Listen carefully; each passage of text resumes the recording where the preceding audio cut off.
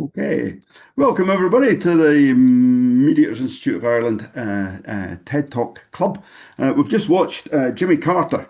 Jimmy Carter, the former president of the United States, and his video, which was why he believes that the mistreatment of women is the number one human rights abuse. And he mentioned a number of things. And before we bring in our panel, maybe the audience, if you want to put something in the little chat, do you agree with his premise that the average man does not care about the plight of women and indeed enjoys privilege in society? Just let us know, and while you're doing that, I'll bring in the panel if that's okay. So we have three. We have the one that's got all the privilege here, who is Michael Lang. He's a mediator with more than 40 years of experience in the areas of family, workplace, organisational, congregational, and public policy disputes. He is the founding director of the Master of Arts programme in conflict resolution at Antioch University, and amongst other works, he is the author of the Guide to Reflective Practice in Conflict Resolution. Michael, you're over in Florida. I'll maybe bring you in first. We always start these chats with give us one thing that really struck you about the video and about that, particularly about Jimmy Carter's video on the privilege of men and the abuse of women and why it's so important to society. I think what was the general notion about male privilege and the impact on girls and women is uh, is familiar to me. Unfortunately, it is. What was stunning, shocking, disgusting were some of the statistics that he provided. I hope that as we talk about this, that we really do recognize that the fundamental problem, I think, is the one he talked about really toward the end, and that is the impact of male privilege. Okay. That men currently hold so much authority, power, that they make the rules and they insulate themselves from the rules. I read recently that members of the United States Congress voted not to make public allegations against them for sexual harassment. So this is another example of the way in which privilege provides protection for people. We'll talk about other topics as well, Scott, but thanks for that beginning. Okay, thank you, Michael. Privilege is one of the issues that we're going to be looking about, and that doesn't disappear just because we're mediators. I'll come across the Atlantic from Florida over to France, and we have Ilona. Ilona Kuplik left her home country of Germany with her family in 2011 to live in the southwest of France. In 2016, they lived in Ireland for a year, where she discovered her love for our island and its people. Since 2019, she has been on the panel of mediators of family mediation NI in Belfast, and is an MN registered international elder mediator. She's also CEDAR accredited and a member of the Association of European Mediators en Paris. Ilona, so you've seen the video. Now, there's some fairly shocking things, as Michael alluded to in the video. And he's picked up on one piece near the end, which is about the position of male privilege. Is there anything in particular that struck you about the video or something that you'd like to develop the discussion afterwards? Yeah, first, also the numbers, like we know all this, but that's exactly what he says at the end. We know this, but we just take it and we don't do anything, but we have to do something. So this is really good that we have chosen this video because this is a little community, but maybe we multiply our ideas here and hopefully will help then other people. I feel very privileged because I'm living in France. I'm born in Germany, had the privilege to live in Ireland. So three absolutely, in contrast to Egypt, for example, completely safe countries. I have two daughters, don't have to be aware, like if you don't take any really like risk, then we are safe, and we are not even living in a country with a war and so on. So I felt very privileged and very shocked when I saw the video. Regarding mediation, it also makes me very humble all the time because I think, oh wow, if I have really like I was so far ahead, of course, imbalances in power, and because I'm working with people who are separating, but then I'm working with people separating people, but with focus of children, so they have a different focus. So I focus them away already, getting them into the mediation because they both are parents. They will always be parents, so I'm focusing them away, kind of from being mom and dad or man and woman, so which helps as well. But I was just thinking for elder mediation, it's a really a very difficult thing because privilege is not only gender biased, but also privileged because of knowledge, because of age. So, for example, in elder mediation, when we have children asking for mediation because their parents get old and frail and maybe with dementia and so on, and they want them to go into nursing home, but mom and dad don't want to go into nursing home. So there's a big difficulty here as well because the older person has his or her right to be in the mediation, to be heard, and to express their wishes as the children do. So you have biases all over the place. Of course, I'm younger, so I'm more on the side. I could be more on the side of the children because I understand how difficult it is with parents. But no, like we have always to go back to ourselves and ask ourselves, am I biased? Am I thinking into one direction? And so on. So I always really have to control this.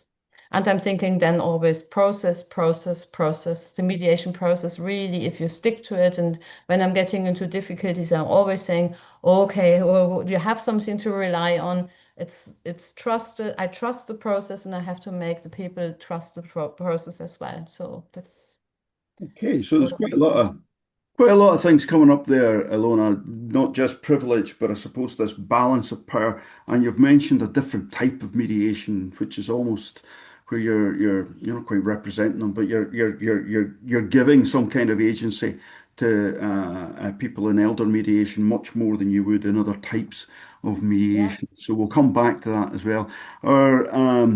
Our final panelist today is Jane Buzek, who is the principal of the Collaborative Communication Group, an executive coaching, consulting, and mediation firm based in the Chicago area. For over 20 years, Jane has enjoyed engaging clients as a facilitator, coach, consultant, and mediator at every level across multiple industries.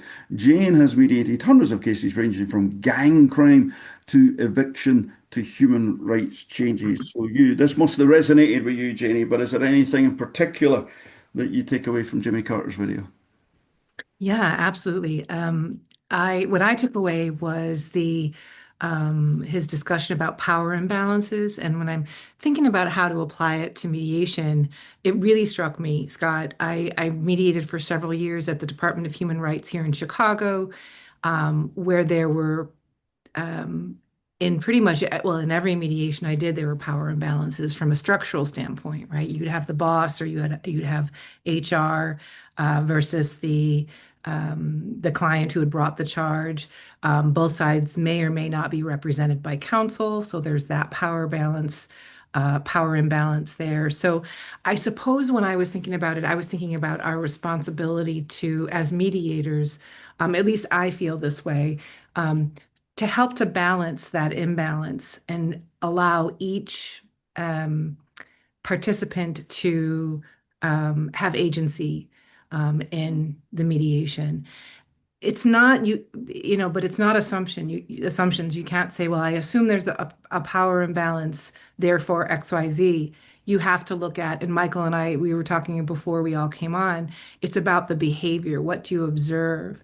If someone is talking, 90% of the time, or would like to, just figuring out a way to include the other person, or um, honoring both sides in as many ways as you can, and challenging appropriately both sides as many ways that you can, so that they're on an equal playing field, at least in that mediation.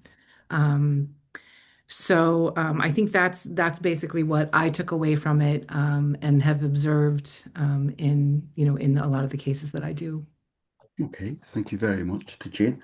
From back to you, Michael, is there anything that you've heard from the others or something you want to develop or looking at some of the comments? We have a lot of comments in today.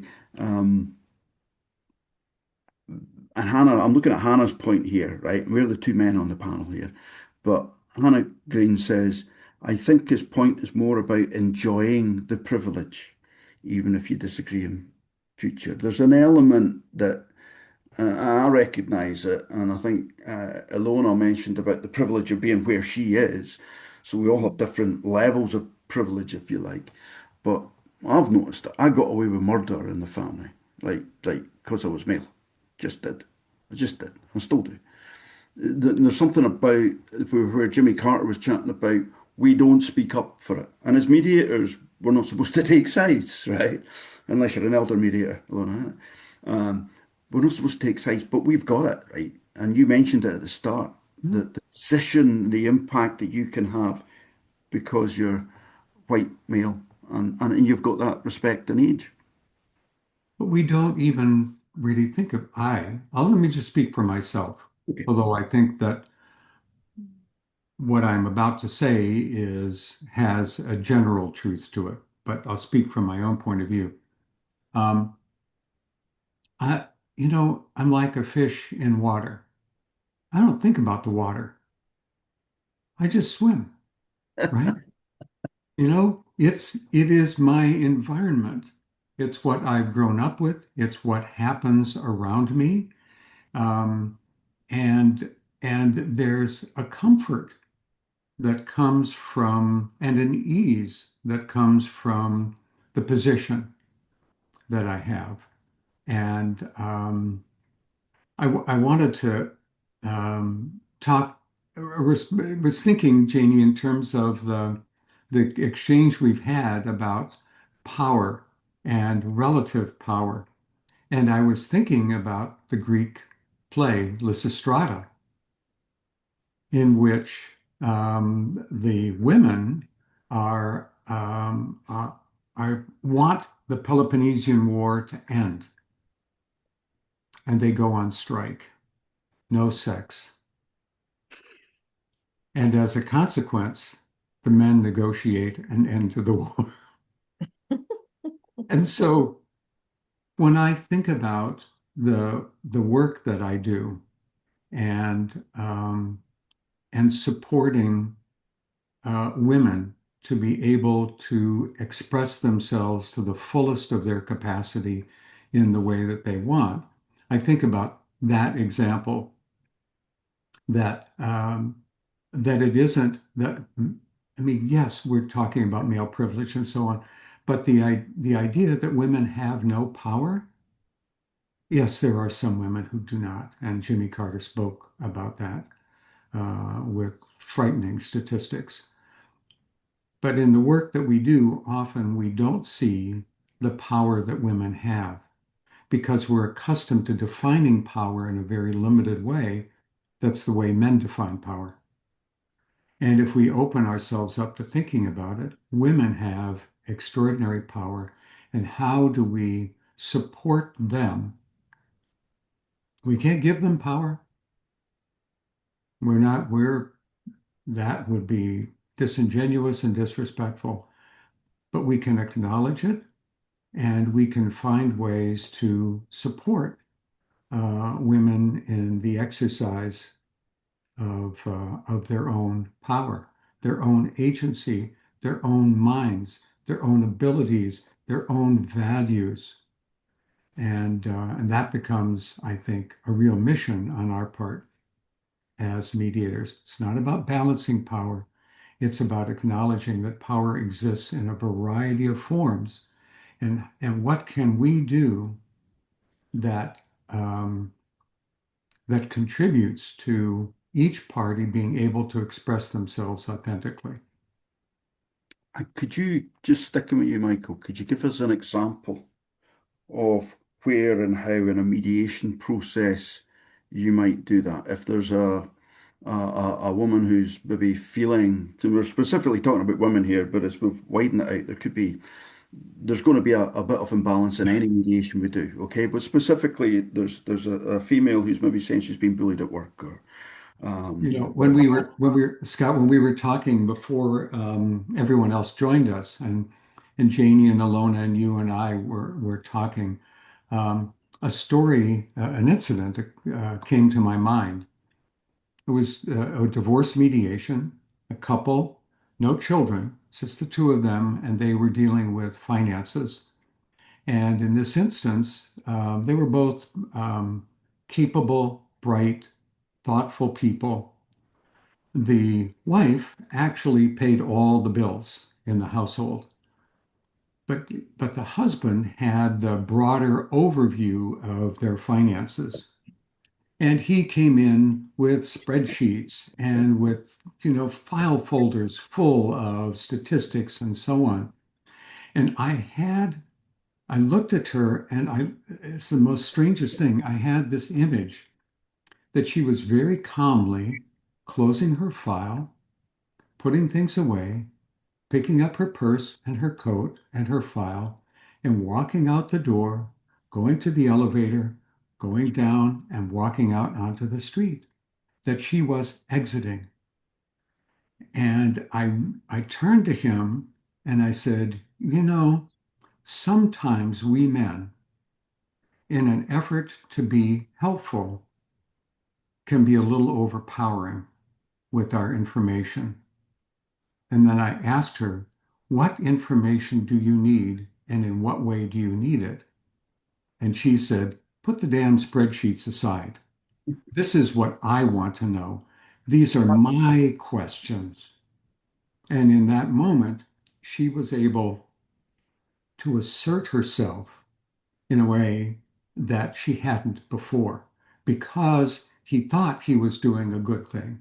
He really was trying to be kind, but he was doing it from a very particular perspective that didn't take into account what she might want and need, but only what he wanted to tell her. Not that he was concealing anything, but it was the way in which he wanted to give the information that was the problem. okay, so you've picked. I'm going to pass on to Alona now, but you picked up there, Michael, on someone who was clearly checking out, and you can see that the person's not there. It's not hitting, and to some extent, the job of a mediator is to help the parties speak to one another, understand one another, and it just wasn't getting through regardless uh, Right. here. And so effectively, whilst you're enabling her to express how she needs it, you're actually helping him come up with answers that are going to resonate and going to hit. So there's an important skill here. I'll move on to Alona though. Alona, is there anything else that you'd like to draw out? Because you came in here widening it out from, I suppose, the power imbalance against women in the Jimmy Carter video. So like, there are other instances, and anyone that's coming in to mediation is going to have strengths and weaknesses, as Michael had alluded to there about the withdrawal of sex and Peloponnesian War and all that kind of stuff, right? There are different powers that people have in any kind of dispute. Sometimes you don't recognize them. Is there anything you want to develop in that? Yeah, I was just thinking about a couple I had when you were talking about your couple here, and people like having children and maybe have taken them. I was before we came on with all the others. I said, I think when I sense there's might be an imbalance that I'm not that I still always think, okay, I want to take them into mediation. I always want to give the people the possibility to try it out. I always tell the people that I have 4 sessions with you normally, and when I'm not sure if they are ready, like when I don't really like the term mediation ready, but if it's too early, too emotional, to this or that, then I always tell them that I'm still assessing in the background, not if they are right for mediation, but our service is right for them, to take it away from them so that they are not the problem. So, but the service is maybe not suitable for them at this moment because it's very much about timing. And I told these parents the same thing, and I have to say, mom in this case was very emotional, and there was definitely an imbalance. But she got so confident during the first session that she came in very, very strong into the second session. And she even surprised me very much, and she definitely surprised Dad. So that I really, when I first tried to help them to have a good constructive opening session already, to have a look, okay, what are the things we would like to discuss in mediation, that we came into the second session, and I nearly had the impression that I had to balance out, or not, they pushed me into the situation that I tried to balance out into the other direction, so that not protective of Dad, but Dad was so struck by her being changed so much from during the first session coming back to the second session, that I was, as I said, I was very surprised as well. And so we had to kind of find another balance there again together. So not that I tried to change them, but just to get into the process again. And so that was very interesting. I never had that. That was really something which struck me as well. And so she was very vulnerable, very emotional at the first, and since then she's very strong. And we will have the fourth session soon next week. So I'm very looking forward to that. So, but you see, it's Okay, so you interesting. you mentioned before we came on air actually that you were looking at you don't like the term pre-mediation meetings, Yeah. but initial one-to-one meetings when you're doing the assessment, and it's at that stage that you can kind of weigh up whether it's Mm. safe to put them together, and you're chatting about the Yeah. process. But at the same time, mediation can be quite dynamic, and people can Yeah. change in the moment when they see Mm. the positions have changed, or they perceive perhaps that the positions Mm. have changed. So it's And when they get more yeah, yeah, yeah. confident with the process, when they understand what the process is like, what your role as a mediator is like, that I'm not, neutral does not mean that I'm going and leaning back and not doing anything, but that I understand, that I make them understand neutral, that just means that I will be there for both of them. But Mhm. then, like the person who comes in and thinks, oh, well, the mediator is there for me. And the other thinks, oh, maybe then this is not working and so on. But then they get this confidence. It's beautiful. So well, as I said, so hopefully the fourth session will be then hopefully a nice agreement with them. So see. Okay, okay. Let's hope that Jane has some beautiful mediations as well. And I go back to the thing. If I'm picking this up to, I don't want to strangle the metaphor at birth, but going back to the fish thing, if I'm picking up what Ilona's saying, it's effectively enabling people to ignore the water, to be confident in the process of mediation. I've got agency, you've got agency, you're not going to boss me type of stuff, where the parties are comfortable, or comfortable as they can be, but they're confident, I think was the word that Ilona used, confident to Mm, be able to put their case. Michael's been drawn on about enabling people to hear in the right way and to speak in the right way that they're going to be heard. So it's an enabling process.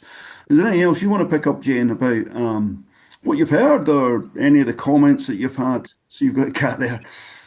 Sorry. Yeah. Yeah. Honestly, she's less distracting here than she would be outside the door meowing really loudly. So pardon my cat's butt.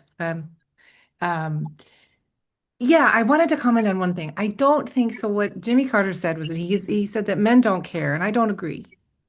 I disagree. I think that men do care. I think I was struck by something where, like the caring piece, and I was struck with, I don't know if this is relevant or not, but when we do a mediation, in the best case scenario, um, and I focus on work and employment and so on, or union, management things. You hope people are going to walk away. One of my clients said, well, I don't know if we're going to walk away braiding each other's hair. And I thought that was hilarious. Like yeah, that would be ideal. We were all singing Kumbaya and we're all like best friends and we ask about each other's, childhoods and all that. Sometimes it's more transactional and sometimes it's the best you can hope for is that that folks can work productively and cooperatively and collaboratively together and not, or negatively impact the team or the organization. I suppose when I think about power imbalances in mediation, um, and I think we all maybe look at things differently. I sort of feel like I have to, as the mediator, make sure, and I think that Alona and Michael are saying the same things, using similar language, but making sure everybody has agency, everybody is able to be authentic as they feel comfortable being in the context of a mediation. Um, and so when I think about, does someone care? Does a man care about inequality, or does a woman care about a man's feelings about inequality? I think we do. I think we all do. We all just have to be in a position or placed or provided the opportunity, and I'm sort of just riffing here, to feel safe enough to care. We all are very defensive, mediators and participants alike, and that kind of manifests in different ways. And I think as mediators, if we can help them bring down those defenses so that they can really see each other and be seen, I think that's, at least for me, one of the hopes that I have as a mediator. I don't know if I made any sense at all, but Made absolute sense to me. Hopefully, you made sense to the audience as well. But yeah, I tell you, so this is coming down really. I know we're chatting about balance and bias and other issues like that, but it seems to be coming into, as mediators, our job is to somehow enable the parties to communicate or see each other or hear each other or speak to one another. I want to bring in Michael here. In Northern Ireland, we have had, now I'm based up in County Armagh, we have had a power imbalance for a long time. Okay, Protestant Catholic power imbalance in particular, British Irish, whichever way you want to do. When people are in a position of privilege, and we're talking about male privilege, they tend to have higher jobs. Jimmy Carter was talking about the Fortune 500s. It could have been any other kind of areas of big companies that are mainly run by men, and they still are. Now, you look at the Epstein case, and it's all about men and abuse and so on, albeit one person's being prosecuted and she's a female, right? But when you're in a position of power and you then, I suppose it's pointed out that you maybe abused that power or maybe shouldn't have had that power, or you've been lucky to be privileged to have that power, it can feel like you're losing. And you get that over here. You get that a lot over here. And I would imagine you get that in other areas where you've had the bully who shouldn't be bullied, the rich person who stole the stuff or whatever. It feels like you're losing. How do you deal with that coming up in mediation where somebody going, oh no, what are you taking away? I'm the one that's got the right to make decisions because I'm the man. And I think that's really difficult for men. I Mhm. mean, why would I give up what I have? I, I may care deeply about the women, not just in my life, but in my society, my God, and so on. But I live a certain way. And I live a certain way because I've had all of these opportunities in my life, and other men too, in their own ways. Why would I give it up? So I think that the focus needs to be in this respect. Men need to be sensitive and aware to what's happened, and women need to be insistent upon what's right for them. And then we would respond. Expecting men to do it for women is not likely to occur. And it also then says, I have the power to give something to you, woman. That just perpetuates the notion of privilege, that I have the privilege of granting you this opportunity. No, I think women have to, in my view, the way to change this is women have to insist upon what it is that they want. And men have to be smart enough, honorable enough, moral enough to be able to respond when that occurs. But otherwise, we're sitting pretty. And and why would I want to change that? I'm not talking about me personally now, but men as a in a general sense. Is there any aspect there, I'll bring in Alona now maybe, because this cuts across allyship, and I'm sure there's people here on the call working in human resources that know about allyship, and men should be up there standing up for women's rights and accepting that they're in an unjustified privileged position. Hmm. I think so. Thank you for that. But I think I could refer to one of the comments, and I probably don't pronounce your first name right. Alda, Aldach. I, Mhm. and you said that in order to care about something, you have to be aware of it. And I think this joins what you just said, Michael. Like it's not about to change your privilege. It's to be aware of, like I am aware that I'm living in a safe country, but I'm aware that there are a lot of people not living in safe countries. I can be privileged as coming into mediation, and I'm the privileged mediator living in a safe country and doing a cultural mediation in the country like Lebanon, for example, and being very aware of the fact that the people have a problem there because they're not living in a safe country.